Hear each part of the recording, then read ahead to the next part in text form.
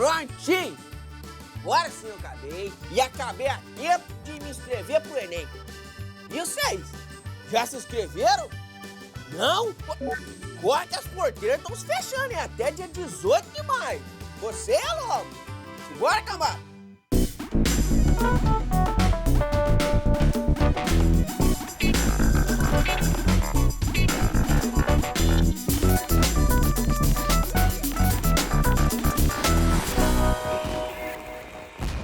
Hora do Enem no ar! Tem horas que a química parece difícil de entender, não parece? O nosso convidado achava a mesma coisa, até ele perceber a relação entre teoria e prática. Hoje é professor da Universidade da Integração Internacional da Lusofonia Afro-Brasileira Unilab. Professor Cleiton Souza, daqui a pouquinho ele vem conversar com a gente, porque agora a gente faz aquela revisão esperta com o professor Guilherme Wagner. E aí, professor? Beleza, rapaz. Belezinha? Seja bem-vindo. Obrigado. Funções orgânicas, como elas costumam cair no Enem? Elas aparecem mesmo, basicamente, como identificação. Olhar o composto e saber que função que está presente ali. É um álcool? É um éter? É um éster? É um aldeído? Basicamente, o Enem ele tem cobrado desse tipo. Mas e aí, o que ele faz para reconhecer?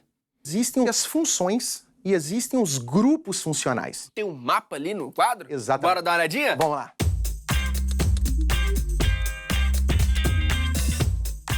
O que é uma função? Função são substâncias, um conjunto de substâncias que possuem características semelhantes. Por exemplo, toda vez que você vai comer alguma coisa e você diz assim, é ácido. O que você tem para identificar que é um ácido? O sabor azedo. Então, isso é específico. Toda substância de sabor azedo é um ácido, é uma função ácida. Então tem tudo a ver com a vida cotidiana? Tudo. Totalmente ligado ao cotidiano. A função seria essa característica. Já o grupo funcional, aí é o átomo ou um grupo de átomos que vai dar característica para essa substância. Então, ácido. O que dá o sabor ácido, o azedo? O H+. Beleza. Então você tem o grupo funcional, que é o átomo, e ele será responsável pela característica de várias substâncias que tem na natureza. Substâncias diferentes com características iguais. E esse H+ significa que ele recebeu o quê? Quer dizer que o hidrogênio, o ácido, todo ácido libera H+, né? Então, tudo que começa com H é um ácido. Beleza. Esse H+, quer dizer que ele perdeu um elétron. Então, tinha lá o hidrogênio ligado a um cloro. Vamos usar o ácido clorídrico do estômago. Então, você tem eu, o H, você, o Cl. A gente está aqui ligado. Opa. Beleza? Estamos aqui ligados. O que vai acontecer? Um elétron é seu, um é meu. Formamos uma ligação. Se eu sair, deixar o meu elétron para você, eu fiquei positivo e você, por sua vez, vai ficar negativo. Tudo bem? Eu não doei um elétron? Sim. Então eu oxidei, porque eu doei um elétron para você. Você não recebeu? Sim. Se você recebeu, significa que você reduziu. Então, o H+ nada mais é que isso. Um cátion hidrogênio, que é um grupo funcional, que dará a característica ácida para as funções específicas. E por que tem um álcool, fenol, enol? Pois é. Quando o aluno olha uma questão, tem OH, ele fala que é álcool. Opa, então a gente tem que entender que álcool seria uma função. O OH é o grupo funcional. Então eu posso ter o OH, que a gente chama de hidroxila, sendo um álcool. Eu posso ter um OH sendo um fenol e eu posso ter um OH sendo um enol. E aí que o aluno tem que tomar muito cuidado na prova. Porque não adianta você olhar o OH. Você tem que olhar aonde ele está ligado. Então, se o OH está ligado a um carbono com 4 ligações simples, beleza, aí sim é um álcool. Mas e se esse OH estiver ligado a um benzeno, que é o que a gente chama de anel aromático aqui? Esse anel aromático tem um OH. Então, esse OH agora vai ser um fenol. Mas e se o OH estiver ligado a um carbono com dupla ligação? Aí a gente já tem um enol. Então, o cuidado do aluno na prova é, viu o OH? Calma, vamos ver aonde ele está ligado para a gente saber que função é essa. O grupo funcional é o mesmo, hidroxila. Nesse anel aromático aqui, cada pontinho desse aqui é um carbono? Sim, em cada esquina é um átomo de carbono. Então, ó, tem uma esquininha aqui, um átomo de carbono. quantas esquinas? 1, 2, 3, 4, 5, 6. Bom, professor, ali na tabela periódica, o carbono está ali na família 4A. O que isso significa, professor? Significa que ele tem 4 elétrons na última camada. Então, se ele tem 4 elétrons e todo átomo para se estabilizar tem que ter 8, então ele busca os 8 elétrons. Nesse caso, ele está na família 4A, família 14, 4 elétrons, para ficar com 8, faltam 4. Então, o carbono faz 4 ligações. Então, sempre aqui, ó, esse carbono, 4 ligações. Sim. Esse aqui, ó, 1, 2, 3, 4 ligações. Esse carbono aqui, que a gente está vendo aqui, ó, aqui dentro tem as duplas alternadas, né? Tem uma duplinha aqui que a gente não vê porque eu fiz essa bolinha. Então, aqui tem uma dupla, então 2 ligações, uma, mais uma, 3, mais uma para cima, 4 ligações. São alternadas aqui. Isso, uma quer aqui, dizer, aí salta essa, tem outra aqui. Saltou outra aqui. Exatamente, Beleza. é isso aí. Bora pra questão? Bora. Questão 114 do Enem de 2017, prova azul, primeira aplicação. Quando você começa a ler o texto e chega na pergunta, o que o aluno normalmente faz? Sobe e lê o texto de novo. Perde então, nesse um caso, tempinho aí, né? a função química presente no produto que representa o biodiesel ele então vai dar uma lida no texto. O biodiesel é um biocombustível obtido a partir de fontes renováveis, que surgiu como alternativa ao uso do diesel de petróleo para motores de combustão interna. Ele pode ser obtido pela reação entre triglicerídeos presentes em óleos vegetais e gorduras animais, entre outros, e álcoois de baixa massa molar, como o metanol ou o etanol, na presença de um catalisador, de acordo com a equação química. Então, nesse caso aqui, o enunciado dessa questão está explicando para a gente como é produzido o biodiesel. O biodiesel, então, ele é um biocombustível, ele é um combustível de fonte renovável, feito a partir de óleo ou gordura. Pois bem, quando a gente fala de funções orgânicas, o que é um óleo, o que é uma gordura? Esses compostos são triglicerídeos. O que é um triglicerídeo? É um três ésteres. Então, quando a gente fala de um éster, vamos dar uma olhadinha aqui no quadro aqui, ó, onde eu representei o éster. O éster aqui, ó, é o C-O ligado a O, ligado a um carbono. Não confunda éster com éter. O éter é o que nós chamamos de heteroátomo. É o átomo diferente de carbono, hétero diferente, átomo diferente de carbono, entre carbono. Então, o éter, O entre carbonos. O éster, C-O ligado a O, ligado a C. Então, quando a gente volta aqui para a questão, a gente vai perceber que o biodiesel ele foi produzido a partir de um triglicerídeo. Beleza. Esse triglicerídeo passa por uma reação chamada de transesterificação. O que é isso? Eu tenho o triglicerídeo que é um éster. Este éster vai ser transformado em biodiesel, que também é um éster. Tudo bem? Então, aqui no caso, nós temos o triglicerídeo, o óleo ou a gordura, produzindo um outro éster, que no caso em questão é o biodiesel, e aqui a gente vai ter a produção da glicerina, tá? Isso aqui, ó, OH ligado a carbono, que faz 4 ligações simples. Isso aqui é um álcool, é um subproduto da produção do biodiesel. Então aqui a questão que é para nós a função química presente no produto. O produto principal aqui seria o biodiesel. A resposta, então, dessa questão, C-O ligado a O ligado a C, então a gente está falando de um éster. O que seria ali álcoois de baixa massa molar? Os álcoois de baixa massa molar são álcoois leves, que têm poucos carbonos. São álcoois que têm 1, 2, 3 carbonos. O carbono tem massa 12. Então, quando a gente fala de um álcool que tem baixa massa molar, ele tem uma massa pequena, ele é um álcool leve. Quando a gente fala de álcoois superiores, por exemplo, a gente está falando de álcoois que têm mais de 10 carbonos. Então, a gente está falando de uma massa bem mais elevada. Aí, no caso em questão, metanol, 1 carbono, e o etanol, 2 carbonos, álcoois leves. Agora, professor, funções orgânicas costumam aparecer ali no conteúdo de biologia também, não costuma? Principalmente na parte de bioquímica, quando a gente fala de aminoácidos, que são funções mistas, que têm a função amina, Então tem o nitrogênio ligado ao carbono e você tem a função ácido carboxílico. Você separou uma outra questão, não separou? Sim, sim. Questão 59 do Enem de 2015, prova azul, primeira aplicação. Mesma linha de raciocínio,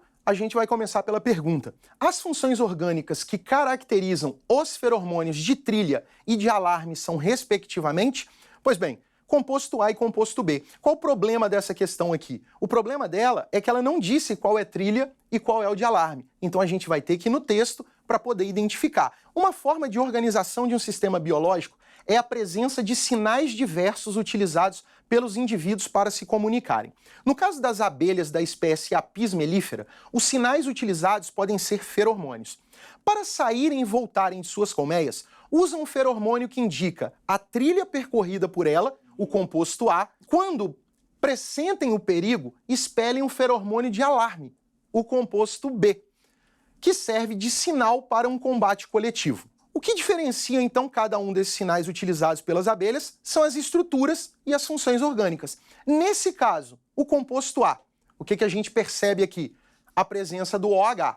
Esse OH ligado a um carbono, 2 hidrogênios O, outro carbono, 4 ligações simples. Isso aqui, então, é um álcool. Quando você desce aqui, você vai perceber a presença do CH3, COO, CH2. Continuou, COO, CH2, C dupla O, CH2. Então estamos falando aqui de um éster, só que escrito de uma forma diferente, que nós chamamos de fórmula condensada. Professor, tem como expandir essa fórmula condensada pra gente aqui Sim, no quadro? claro. Só pra eu visualizar? Vamos aqui. Beleza, aqui, ó. COO, CH2, a cadeia continua. O que ele quis dizer aqui? Que o carbono está fazendo uma ligação, ele faz mais 2 com o oxigênio, ele faz outra com o oxigênio, e ele continua aqui, CH2, a cadeia continua. Isso seria a fórmula plana, e isto daqui, a fórmula condensada. Agora, professor, para saber a quantidade de ligações, eu preciso saber muito bem a tabela periódica? Nesse caso aqui, não, porque os compostos orgânicos, os chamados organógenos, são carbono, hidrogênio, oxigênio, nitrogênio, fósforo, enxofre, o que a gente chama de CHOMPs. Então, carbono, hidrogênio, oxigênio, nitrogênio, fósforo, enxofre. Você sabendo quantas ligações cada um desses compostos faz, já é o suficiente. Simbora para a questão. Você falou que era um álcool e um éster. Exatamente. Então a gente já tem o gabarito ali, que é a letra Sim. A. Letra A.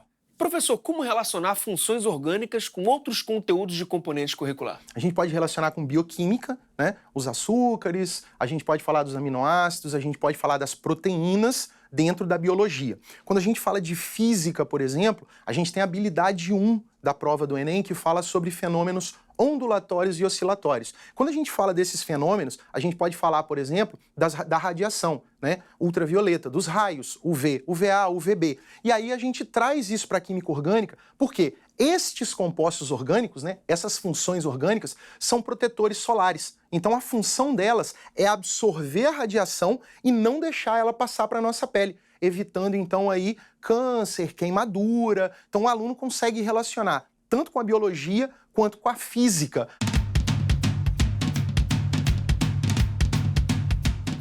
Quem acha que precisa estudar um pouco mais funções orgânicas, qual a dica? Fazer muito exercício. E uma outra dica, no meu próprio canal do YouTube, né, o Química em Foco Online, lá você encontra todas essas aulas bem detalhadas, com lista de exercício, com materiais diversos. Valeu mesmo por Agradeço. toda a ajuda. O nosso convidado tem orgulho de dizer que é do ensino público, desde a creche até a universidade. Foi o primeiro da sua família a fazer faculdade.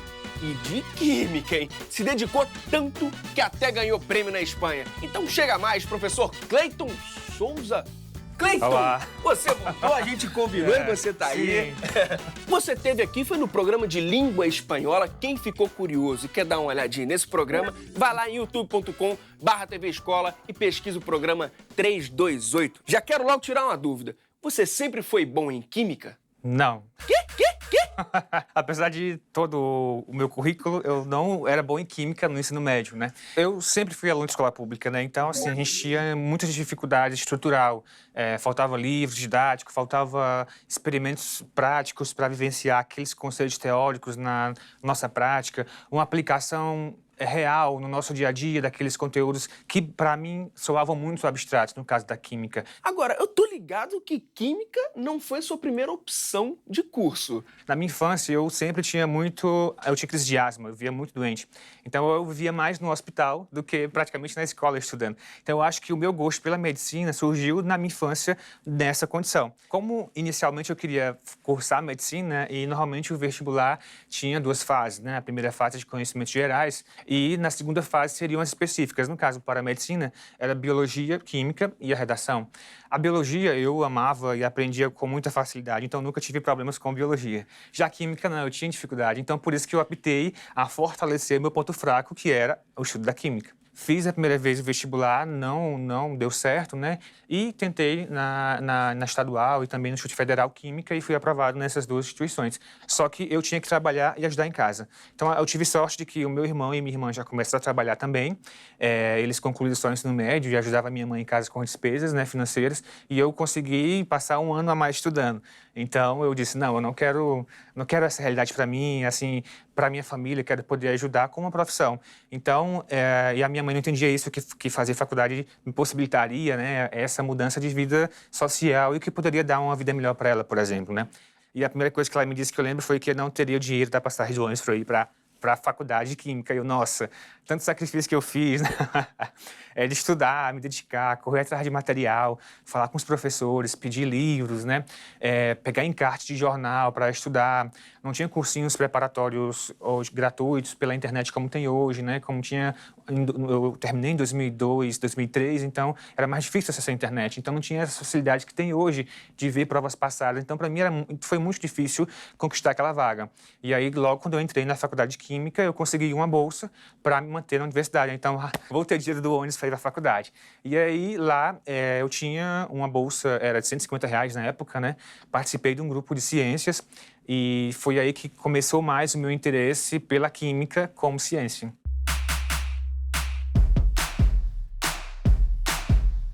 Qual foi a importância desse clube de ciências que você já participou logo de cara que entrou para a faculdade? Era um clube que reunia alunos de diferentes cursos de graduação, da química, biologia, física, matemática, e a gente preparava aulas práticas de baixo custo e levava para ser aplicada nas escolas públicas das comunidades lá de Fortaleza. Então, isso era muito gratificante poder ajudar aquelas crianças, aqueles adolescentes que estavam lá também se preparando para o ensino médio a vivenciar aquelas práticas. Qual era a reação desses adolescentes, dessas crianças? Olha, eles ficavam muito empolgados, né? Assim, na escola pública, uma das grandes reclamações dos professores seriam como envolver o aluno nos conteúdos, trazer ele para a sala de aula, que ele fique mais participativo. Então, as aulas práticas são uma ferramenta lúdica que desperta o interesse muito nos alunos. E quando a gente desce um pouquinho mais para o ensino fundamental, por exemplo, isso é mais gratificante ainda, que como são ainda mais crianças, eles ficam cada vez mais empolgados. E no seu caso, qual foi o conteúdo da química que você teve mais dificuldade, assim? Sinceramente, foi ligações químicas, né? Porque ligações químicas, para mim, era um conteúdo muito abstrato. A gente tinha poucas aulas, né? E não tinha aula prática na escola. Então, e nenhuma ferramenta de vídeo para a gente presenciar como que essas ligações aconteciam. Então, para mim, era muito difícil, abstrato, compreender como os átomos se uniam para formar moléculas. Quer usar a lousa? Pode ser. Pode ser? Pode ser. Então, simbora.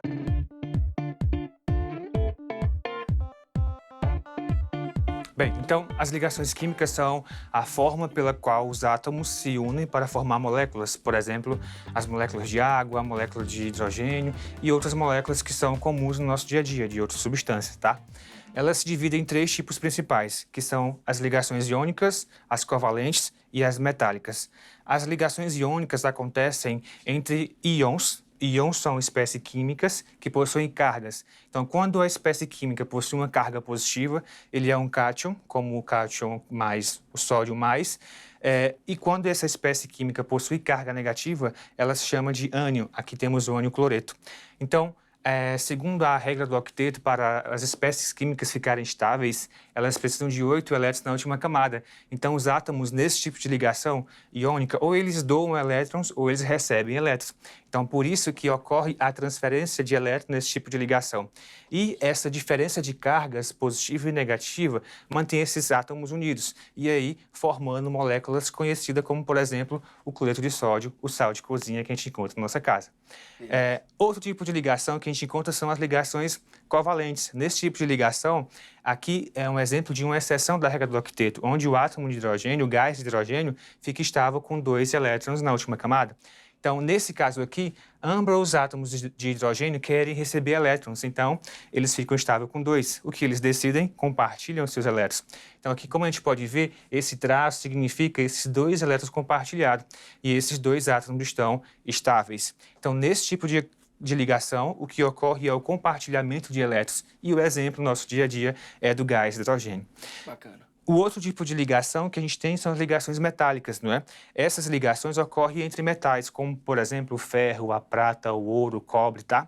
Então, para a gente entender um pouco desse tipo de ligação, aqui a gente tem essas bolinhas que representam cada átomo de ferro. Então, quando elas estão próximas, em certo momento elas perdem esses elétrons, tá? E eles se transformam em cátions. Só que, como a gente pode perceber na figura, são várias bolinhas umas próximas a outras. São vários átomos próximos a outros. E esses elétrons que são perdidos formam um mar de elétron. Por isso que a gente colocou aqui nesse desenho, nesse esquema, para vocês entenderem que esses elétrons que estão, como no mar, mantendo esses cátions que são formados unidos. E assim temos as ligações metálicas.